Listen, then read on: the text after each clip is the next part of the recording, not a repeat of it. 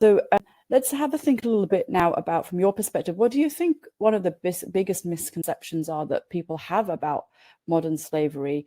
Of course, you have these organizations trying to ensure transparency, but what are some of the misconceptions? What do people believe to be true, or is it that they feel helpless? Just let's say a chef or a someone working in the hospitality industry, they're in charge of procuring thousands and thousands of dollars worth of food every year, hundreds of thousands. Let's say in the catering industry, what can they do to ensure that they are not a part of this system going forward? Well, first of all, a lot of people don't understand that this is a very serious issue with many victims associated with it. Part of the problem is the terminology. When you use the terminology like slavery, people say, well, we don't have slavery. We haven't had slavery for years and years. And modern defines the fact that what we're talking about here is a new form of slavery.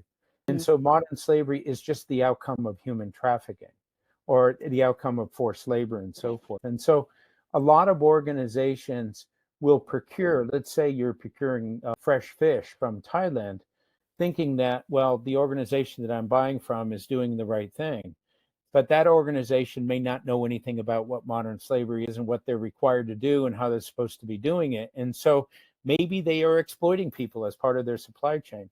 And you're buying from that particular organization.